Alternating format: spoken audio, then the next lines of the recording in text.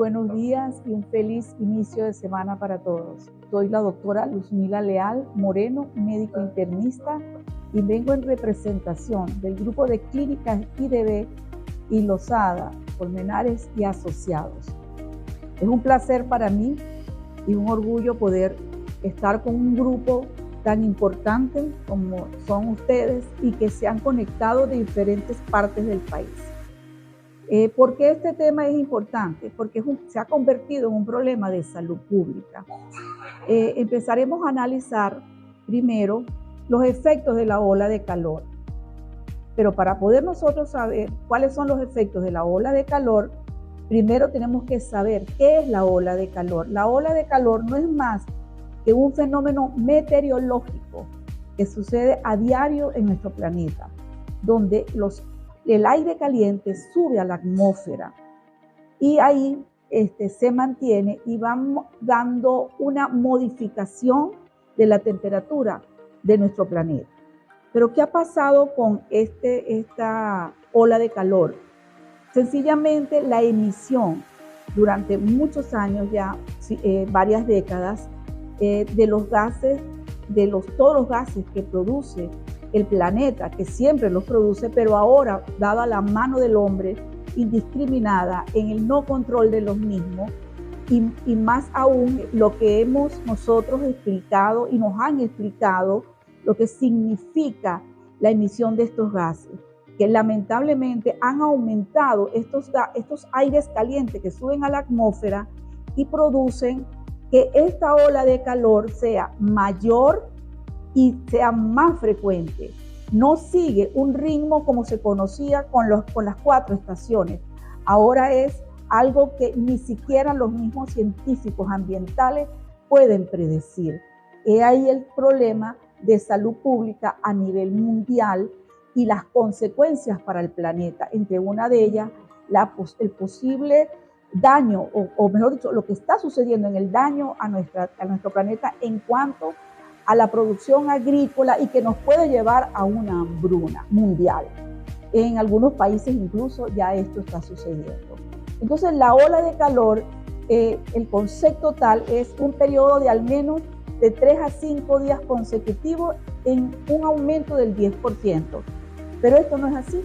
Aquí hay un aumento de la frecuencia y un aumento de la intensidad de esta ola de calor. Para poder entender lo que es la ola de calor, tenemos que conocer cuál es la temperatura ambiental y cuál es la temperatura corporal. La temperatura ambiental hace más de siglos, pues sabemos que usualmente nosotros estamos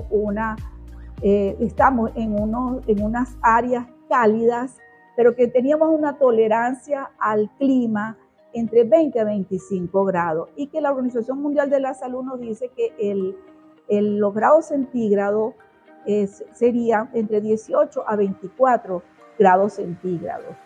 Y en la temperatura corporal tenemos que hace 150 años se decía que la temperatura de nuestro cuerpo era 37 grados Celsius, pero resulta que hace 2 décadas, con trabajos estadísticos, epidemiológicos, pues se llegó a que la temperatura corporal está entre 35.7 y 37.7 grados centígrados. Este valor es muy importante que nosotros nos aprendamos cuánto es realmente la temperatura ambiental que como seres humanos podemos tolerar o debemos de tener y cuánto es nuestra temperatura corporal. Entonces, ¿qué sucede en la temperatura ambiental y la cual debe de tolerar el ser humano? Bueno, tenemos que siempre debe ser menor de 35 grados centígrados. Y cuando estos 35 grados centígrados se alteran, se aumentan, tenemos mecanismos termorreguladores que vamos a analizar más adelante. Pero existe una ola de calor mucho más intensa que es a partir de los 41 grados centígrados, que es la que estamos viendo actualmente a nivel no solo de Venezuela, sino del mundo. Pero más grave para nosotros porque somos un país que está en el trópico y por lo tanto las temperaturas son muchísimo más altas. Entonces estos mecanismos termorreguladores pueden llegar en un momento dado a dejar de funcionar. Entonces estos efectos van a ser mortales en un 20 a 80% de la población que está expuesta a estos efectos de temperatura mayores de 41 grados, se ha observado que han llegado a la mortalidad. Entonces debemos de conocer cuáles son los mecanismos termorreguladores. Recordemos, después de los 35 grados, nosotros tenemos mecanismos termorreguladores, pero estos dejan de funcionar cuando los grados llegan a 41 grados centígrados, convirtiéndose entonces en una ola de calor sumamente peligrosa. Estos mecanismos termorreguladores los tenemos todos los seres humanos, que es la sudoración y la transpiración. Cuando nos vemos sudando a chorro y decimos me baja el sudor por la frente y mojamos la camisa, la franela. Ese es un mecanismo de defensa de nuestro organismo. Al sudar el cuerpo se enfría.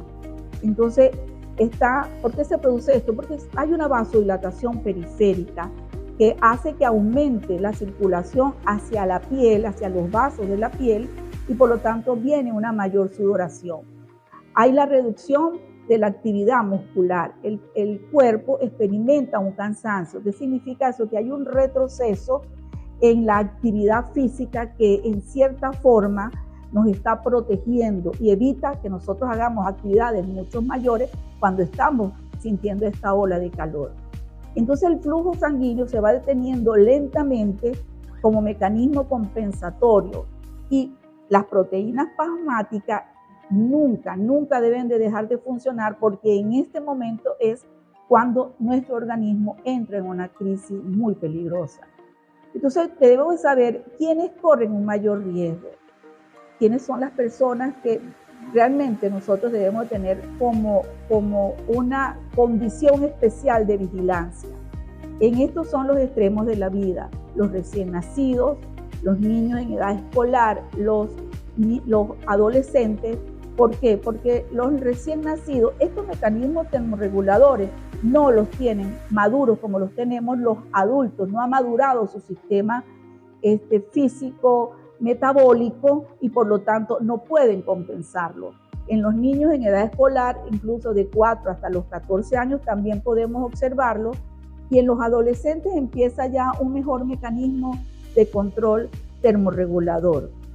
Yo le puse un asterisco porque hemos visto que hemos observado pues, que hay jóvenes, niños que juegan en la calle, que se exponen mayormente al sol, y hemos visto niños, padres caminando con los bebés cubiertos con unas mantas, cobijas, y eso es preocupante. Y en los ancianos, indiscutiblemente, las personas adultas, personas de la tercera edad, personas mayores, ellos tienen una condición especial de salud, y este proceso de envejecimiento pues también produce un envejecimiento de estos termorreguladores. Las mujeres embarazadas, es muy importante que esto lo sepan, porque la deshidratación produce disminución del flujo sanguíneo, y aquí estamos manejando un flujo sanguíneo doble, el de la madre y el del feto. Puede llegar incluso a tener deshidratación. Lógicamente el niño puede causar abortos, partos prematuros y llegar incluso a la mortalidad fetal y producir los óbitos. Se llega a los óbitos fetales, que muere el niño dentro del vientre de la madre. Y las enfermedades las personas que tienen enfermedades no transmisibles, ¿por qué las destaqué acá y les puse un color diferente? Porque estas son las enfermedades crónicas, y todos tenemos el conocimiento de que existe muchísimo, nosotros más los internistas, los cardiólogos, que las personas hipertensas con enfermedades cardiovasculares, como los que hayan sufrido infartos al miocardio, personas que hayan tenido enfermedades o eventos isquémicos, ya sea hemorrágicos o isquémicos cerebrales, con enfermedades crónicas como es la diabetes, tienen condiciones especiales y corren un mayor riesgo. Y los pacientes en insuficiencia renal y los pacientes con insuficiencia cardíaca. No olvidemos estos dos últimos, porque más adelante yo les voy a decir por qué es importante ello. Entonces, los que tienen una situación de discapacidad, una persona que va en la calle y manejando una silla de ruedas, con un bastón, su proceso de ejercitación es con mayor esfuerzo, e incluso aquellos pacientes que tienen discapacidad y que no pueden expresar la sintomatología que están sintiendo. En ellos hay que tener un cuidado extremo. Pero también tenemos personas sanas. ¿Cuáles son? Las que realizan actividades físicas a la intemperie, como son los trabajadores agrícolas, los trabajadores de la construcción, ustedes mismos que están en la calle todo el tiempo. En su trabajo es eso, pues la dinámica con los clientes de este tipo y los deportistas. ¿Qué hacer entonces en un caso de una ola de calor? Hay 3 palabras clave: refrescarse, rehidratarse y recuperarse. ¿Cómo nos refrescamos? Debemos beber abundante agua para mantenernos hidratados. Existe entonces una necesidad en un momento dado que tenemos la ola de calor, empezamos a sentir que estamos secos. Entonces debemos de beber agua, pero no solamente debemos esperar que nos llegue la ola de calor. Si sabemos que estamos en una condición, en un país tropical y con unas olas de calor y unas temperaturas por encima de los 35 y hasta los 41 grados, entonces no debemos de esperar sino hidratarnos. El ser humano necesita como base 1500 cc diarios, pero en este caso nosotros sugerimos de 2000 a 2500, ojo, en los pacientes que no tienen enfermedades cardiovasculares o no son renales. ¿Por qué? Porque los pacientes con insuficiencia cardíaca muchos de ellos tienen un corazón dilatado. Y si tienen un corazón dilatado, no manejan adecuadamente los líquidos y podemos ofrecerle a este corazón, a este sistema cardiovascular, una carga exagerada de líquidos y esto va a ocasionar que se complique la insuficiencia cardíaca. Al igual que los pacientes renales, más aquellos que están en insuficiencia renal que reciben tratamiento con diálisis.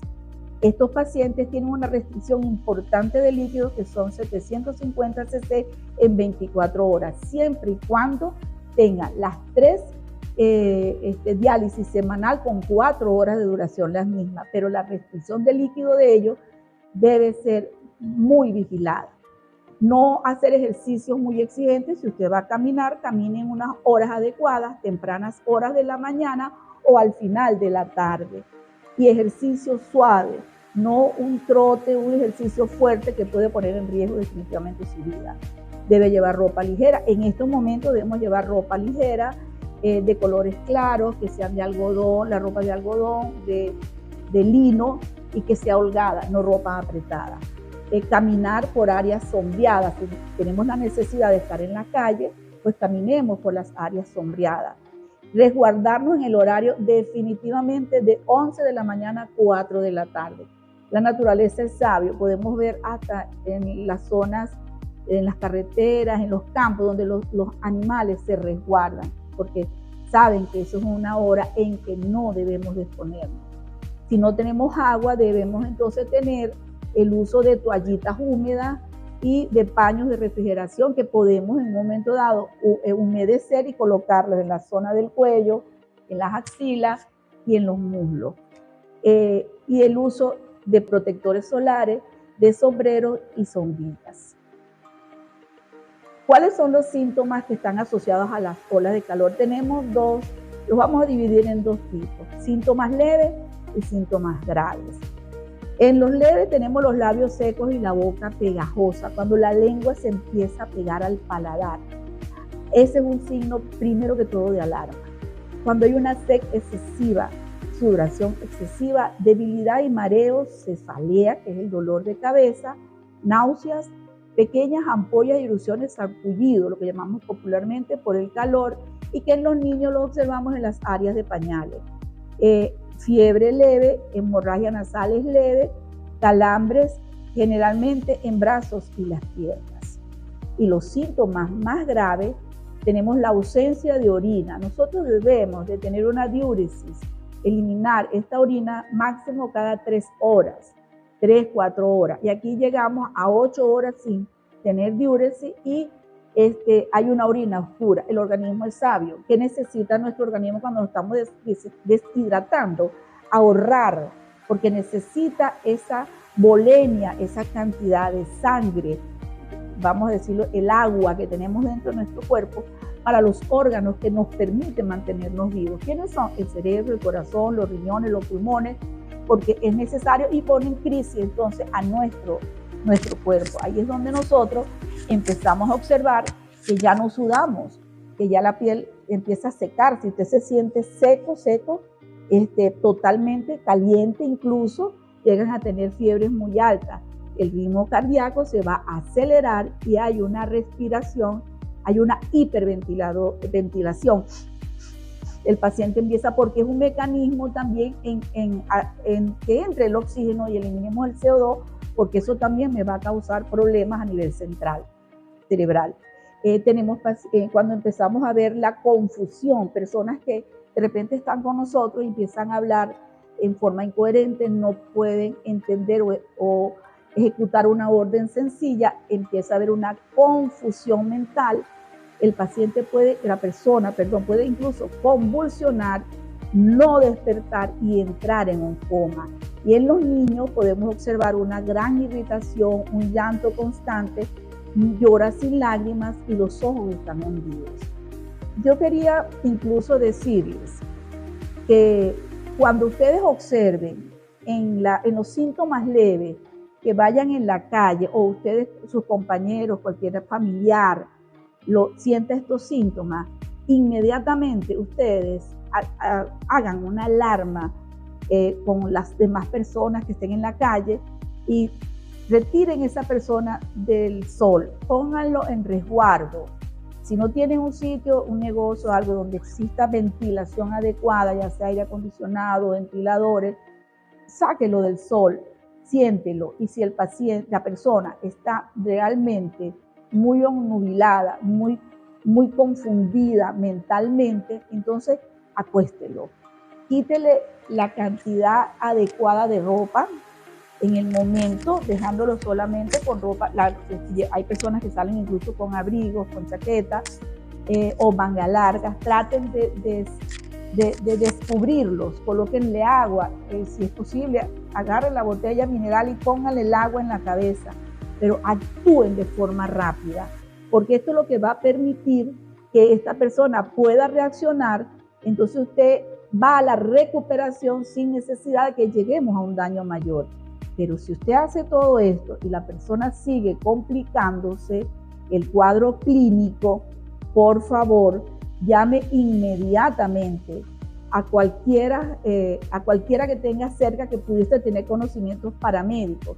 Si todas estas medidas, repito, no funcionan, entonces confíe en su instinto y no dudes en solicitar asistencia médica. Aquí me tomo la libertad de decirle que el grupo de clínicas IDB realmente es importante que ustedes tengan los contactos telefónicos, los contactos con la gerencia. ¿Por qué? Porque cuando estos cuadros tan graves como son los síntomas graves, que puede indiscutiblemente poner al paciente o a la persona, paciente puede ser paciente con enfermedades crónicas, o a la persona en un cuadro de posible mortalidad o complicación grave, debe de ir a un centro, a una emergencia, donde le presten realmente una atención adecuada. Y Clínicas IDB tiene emergencias de alta competitividad en asistencia al paciente, porque son minutos importantes que el paciente convulsiona, no despierta, y cuando despierte podemos encontrar con un paciente que está despertando con un evento cerebrovascular. ¿Por qué? Y probablemente isquémico, porque hubo una disminución del flujo sanguíneo a nivel cerebral y eso produce una isquemia, y algunas áreas de nuestro cerebro pudiesen entrar en esa crisis y producirse eventos cerebrovasculares isquémicos. Fíjense la importancia de esto. Y en las casas, con sus familiares mayores, con los niños, mantengan las ventanas abiertas, cortinas corridas, abiertas, bien ventiladas, que tomen cantidades adecuadas de líquido y que usen la ropa igual. ¿Por qué? Porque un paciente con enfermedades crónicas dentro de su hogar también puede sentir esta ola de calor. Entonces no se les olvide, confía en tu instinto y no dudes en solicitar asistencia médica. Muchísimas gracias.